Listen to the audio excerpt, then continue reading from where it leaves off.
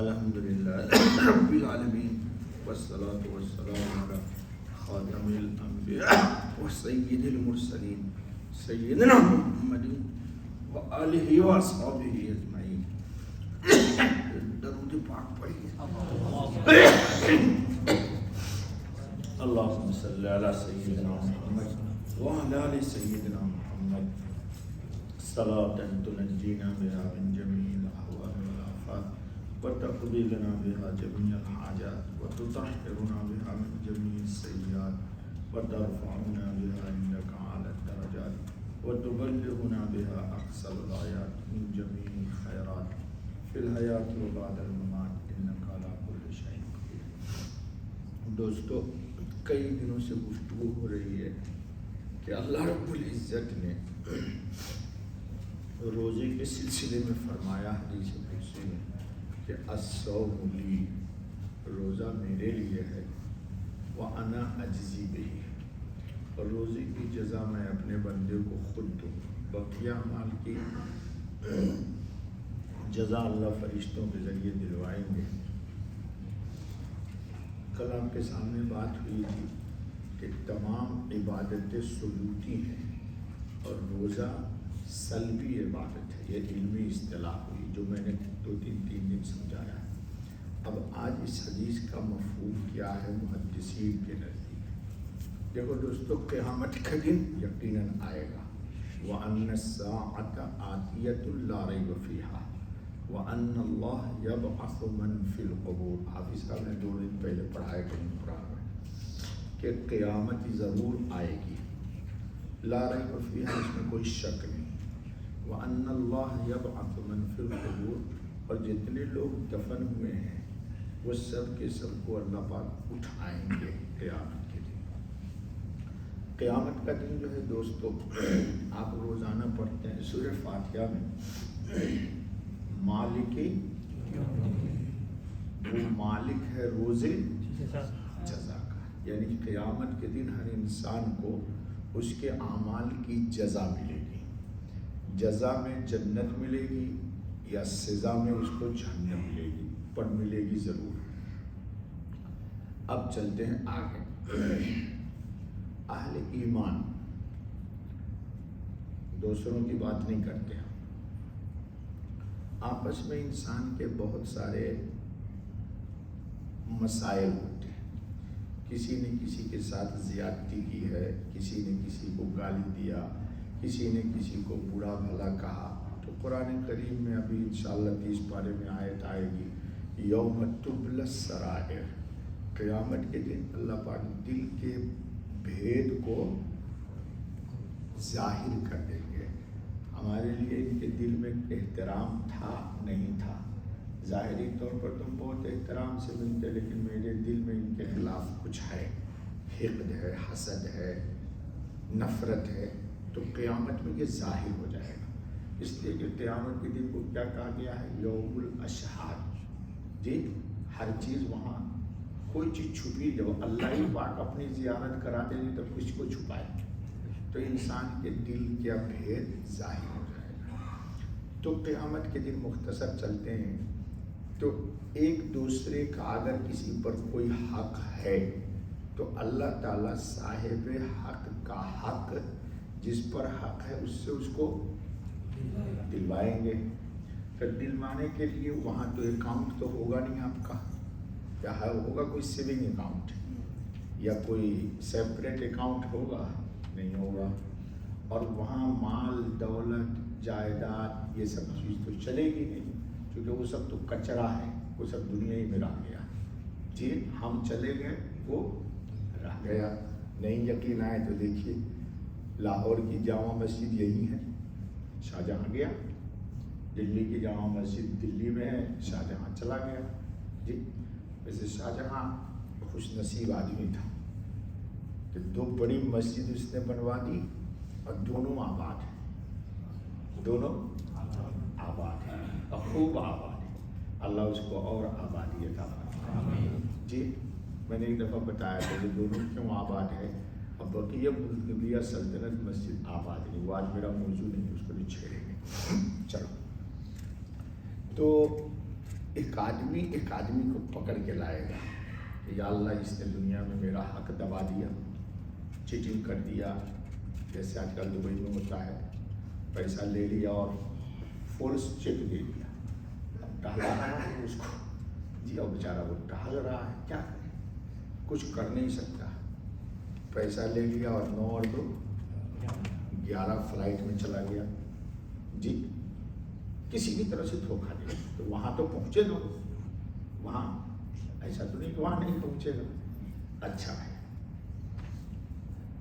باقی وہ روایت آپ کو درگزر والی یہاں نہ جوڑیے، خلط ملط مت کیجیے۔ تو لائے گا پکڑ کے، تو کہے گا یا اللہ اس پر میرا حق ہے، تو حق دیجیے، دلائیے مجھے۔ تو ایسے بہت سارے لوگ آئیں گے، تو کچھ اس کی نماز لے جائیں گے،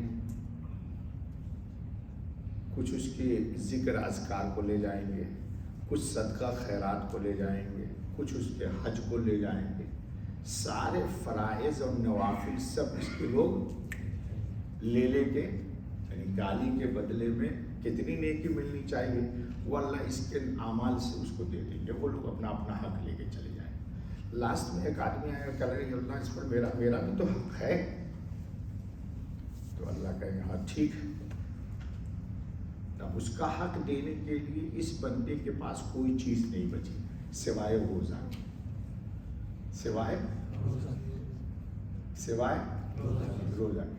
تو اللہ پاک کہیں گے کہ اس کے پاس تو کچھ ہے نہیں، تو تم کو کیا دیں جی؟ تو کچھ لوگ یہ کہیں گے کہ اللہ پاک ایسا کیجئے کہ اس کے پاس اگر کچھ نیکی نہیں ہے تو میرے پاس گناہ تو بہت ہے، تو میرا گناہ ہی اس کے اکاؤنٹ میں ٹرانسفر کیجیے تاکہ میرا وزن کم ہو جائے، یہ بھی ہوگا جی، اللہ تعالیٰ بچائے۔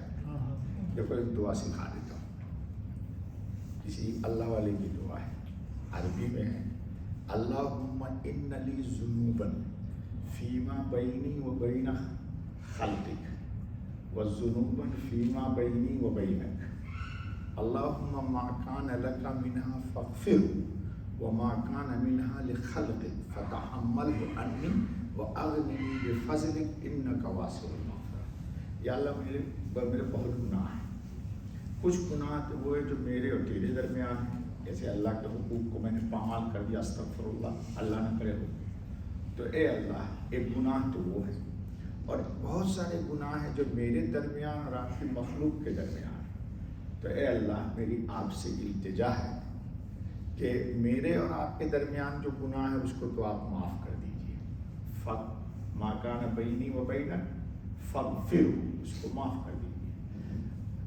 ما کان بینی و بین خلقک، اور میرے اور آپ کے بندوں کے درمیان جو گناہ ہے فتحملہ عنی، تو آپ اس کی ذمہ داری لے لیجیے۔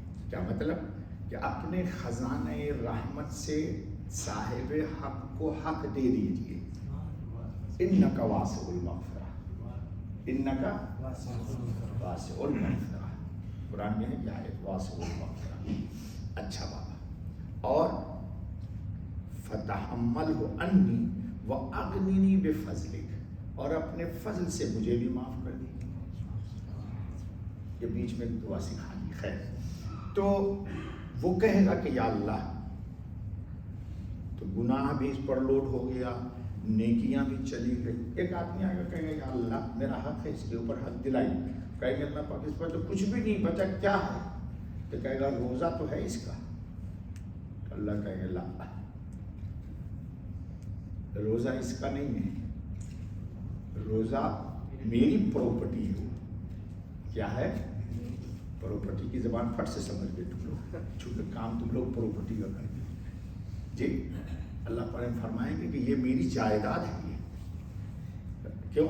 میں نے پہلے ہی فرما دیا تھا الصوم لی، روزہ میرے لیے ہے، یہ میری جائیداد ہے۔ جیسے کسی بھی ملک میں کچھ زمین ہوتی ہے جو عوام کو تقسیم کر دی جاتی ہے، الاٹ کی جاتی ہے، اور کچھ زمین ہوتی ہے سرکاری، جس پر کسی بھی وزیر اراضی ہے اس کو بھی تصرف کا حق نہیں ہے، وہ بادشاہ وقت کی پرسنل پراپرٹی ہے، اس میں کسی کو دخل دینے کی اجازت قطعاً نہیں ہے۔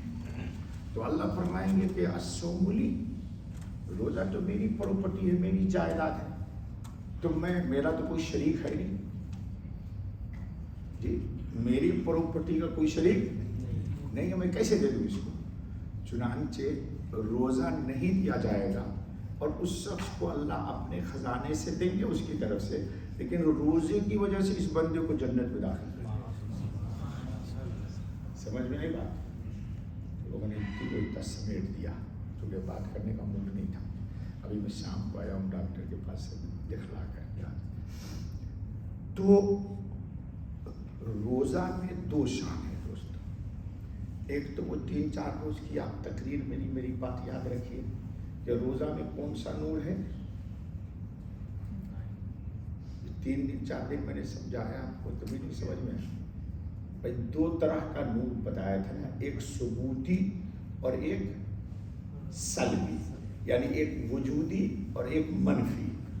تمام عبادت میں وجودی نور ہے، نماز میں، حج میں، روزہ نہیں، زکوٰۃ میں، چونکہ اس میں کچھ کرنا ہے، کچھ ظاہر کرنا ہے، اور روزہ میں ایوری تھنگ الف سے یا تک نہیں کرنا، کھانا نہیں کھانا، پینا پانی نہیں پینا، بیوی سے قربت نہیں کرنا، گالی نہیں دینا، بد نگاہی نہیں کرنا، بد زبانی نہیں کرنا، سب نو نو نو نو۔ اور یہ جو صفات ہے، یہ میں نے بتایا تھا آپ کو کہ یہ صفات ملکی ہے، فرشتوں کی صفات ہے، اور اس سے اونچے جاؤ تو یہ خود اللہ کی صفات ہے۔ اللہ کھانے سے بے نیاز ہے، پاک بھی نہ کہو، بے نیاز ہے۔ کیا ہے وہ؟ بے نیاز۔ تو صبح سے شام تک آپ کو اللہ تعالیٰ یہ پریکٹس کرا کر کے اپنی گویا کہ ایک صفات ملکوتی جو فرشتوں کو دی ہے وہ اللہ پاک دینا چاہتے۔ اسی لیے قرآن کریم میں جہاں یہ روزے کی آیت آئی ہے، اللہ تعالیٰ نے ایک بہت باریک لطیف نقطہ بتایا ہے، کتب علیکم الصیام کما کتب علی الذین من قبلکم لعلکم تتقون۔ روزہ رکھنے سے انسان کو گناہ چھوڑنے کی عادت نہ بولو جائے نہ، اور اچھا جملہ بول پھر میں دعا دوں گا۔ تم لوگ زبردستی میں میرا بیان سنتے ہو جانا، یہ مولوی صاحب کی ڈیوٹی ہے، میری ڈیوٹی نہیں ہے، میں اس کی رضا کے لیے پڑھتا ہوں۔ روزہ رکھنے سے اگر صحیح روزہ ہم نے رکھ لیا تو گناہ چھوڑنے کی ربانی قوت آتی ہے۔ یہ یاد کر لینا جملہ نہیں بتائے، کون سی قوت آتی ہے؟ ہم گناہ نہیں چھوڑتے، روزہ رکھنے کی وجہ سے اللہ پاک قلب پر ایسی ربانی نورانی قوت عطا فرماتے کہ انسان کو گناہ چھوڑنے کی داعیہ پیدا ہوتا ہے، گناہ میں اس کو لذت نہیں آتی۔ سب آسان سمجھ گئے؟ گناہ سے طبیعت میں نفرت ہونے لگتی ہے اور عبادت سے رغبت ہونے لگتی ہے۔ اگر یہ کیفیت روزہ میں نہیں ہو رہی ہے تو ہم بھی اللہ سے مانگے، استغفار کریں، اور آپ بھی اللہ سے مانگیے اور استغفار کیجیے۔ اور آخری ایک بات سن لو، پھر بات ختم کریں۔ ہم لوگ سب پہلے میں نے بتایا تھا کہ بندے ہیں، بندہ تو ہوتا ہی گندا ہے، اللہ تعالیٰ کریم ہے۔ اللہ کون ہے؟ کریم۔ کریم کس کو کہتے ہیں؟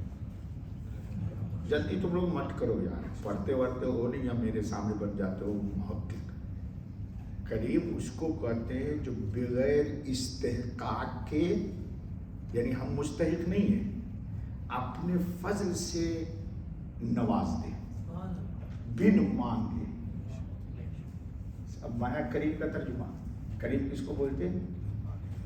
بن مانگے غیر مستحق کو سر پہ تاج رکھ دے، اس کو بولتے، یاد رکھ لے اس کو کون بولتے؟ کریم۔ تو اللہ رب العزت نے کہا بندہ روزہ رکھے گا، محمد صلی اللہ علیہ وسلم کا امتی ہے۔ اس دن میں نے حدیث سنا دیا تھا اور زبور کی عبارت پڑھ کے سنا دی تھی اسی مسجد میں آخری عشرہ جب آئے گا تو ہماری شریعت کہے گی کہ روزے کا فطرانہ دے دو. دو گے تم لوگ بھی یا بخیل ہو تم لوگ؟ دیں گے. زبردستی دو گے یا خوشی خوشی؟ نہیں یار وہ خوشی سے نہیں دیتے. اللہ کا مال اللہ ہی کو خوشی سے نہیں دیتے. اور اللہ سب کچھ آپ کو دیے ہوگا. اپنے اپنے گال کو جا کے چکنا کرتے ہو شیشہ کے سامنے. کبھی پوچھا اس سے اس گال میں خون کیسے دوڑایا، چکنا کیسے کیا آپ نے؟ ہم نے تو کچھ نہیں دیا آپ کو. آپ کریم خرید کے لگاتے ہو تاکہ چمکے، لیکن اس پر محنت نہیں کرتے ہو کہ ذرا یہ بھی چمک جائے. کریم سے گال چمکاتے ہو اور اس کو کون چمکائے تمہارے؟ اچھا ہے. تو اللہ نے کہا کہ فطرانہ دے دو. کیوں دے دو؟ کہ 30 دن کے اندر تمہارے روزے میں جہاں جہاں داغ لگ گیا ہے. کیا لگ گیا؟ دیکھو تم آپ کی زبان یوز کرتا ہو میں سمجھانے کے لیے. کیا لگ گیا؟ تو داغ کو دنیا کی کوئی طاقت تمہارے نہیں دھلے گی. اس روزے کو داغ کو تم اگر فقیر کو 25 درہم دے دو گے تو پورے 30 دن کے روزے کو اللہ کلین کر کے قیامت میں تمہارے لیے رکھ لے گا. کیونکہ اللہ پاک ہیں. اور تم نے روزے کو کیا کیا ہوا ہے؟ سوڈا یا گجراتی کڑی کھچڑی کھانا جاتے ہیں. روزے کو داغدار کیا ہوا ہے. کڑی کھچڑی کھلائے اس کو یاد، گجراتی کڑی اور کھچڑی اور ساتھ ساتھ پاپڑ. چل مہیم کوئی بات نہیں بیٹا، ہم بھی کھاتے ہیں آپ ٹینشن نہیں. تو کیا ہو جائے گا؟ 25 درہم سے 30 روزہ یا 29 روزے میں جتنا بھی داغ ہے. کیوں اللہ داغ مٹائیں گے؟ اللہ پاک ہے. لا يقبل الا طیب. اللہ قبول نہیں کرتے مگر پاک ہی کو قبول کرتے. اور ان کو ہم کو ہمارے روزے کو قبول کرنا ہے نا بھائی. ان کو کیوں قبول کرنا ہے؟ ہماری کوئی عزت نہیں ہے. ہمارے حضرت، سمجھو میرے اشارے کو، ہمارے حضرت کو خوش کرنا ہے. کس کو؟ عرش عظیم کے رب کو. چونکہ اس نے قرآن میں وعدہ کر لیا ہے، لعمرک محمد تیرے جان کی قسم. کسی نبی کے جان کی قسم اللہ نے نہیں کھائی ہے. قرآن میں یہ قرآن کی آیت ہے. قرآن کی آیت نہیں ہوتی نا تو اس سلفی لوگ ہم کو بہت مارتے ہیں، جس کو ہم غیر مقلد کرتے ہیں. یہ قرآن کی آیت ہے، دیکھ لیے تو پڑھ دیا. اس پہ 2 3 4 دن پہلے پڑھا ہے. لعمرک انہم لفی سکرتہم یعمہون. میں حافظ نہیں ہوں یار، الحمدللہ اللہ کا فضل. پڑھتا وہ ہے، مزہ میں لیتا ہوں. اللہ نے کہا وَلَسَوْفَ يُؤْتِيكَ فَتَرْضَىٰ. تو ان کو خوش کرنے کے لیے اللہ آپ کو گناہ سے بچاتا ہے. تو بچو گے نا، جان بوجھ کے نہ کرو، جان بوجھ کے پران مت توڑو. لیکن اگر پاؤں سلپ کر گیا، ٹوٹ گیا، تو پھر ہاسپٹل والا ایمرجنسی میں پلاسٹر بھی کر دے گا. اس کا مطلب یہ تھوڑا ہے کہ ہاسپٹل والا تمہارا ٹانگ پلاسٹر کرے، اسٹیل لگا لگا کے، تو تم سب دن توڑا کرو. ہنستے ہو میری بات سے؟ چلو اللہ تعالیٰ ہم سب کو نیکی کی توفیق. سبحان اللہ وبحمدہ، سبحان اللہ العظیم، سبحانک اللہم وبحمدک، اشہد ان لا الہ الا انت. یا اللہ کہنے سے زیادہ عمل کی توفیق عطا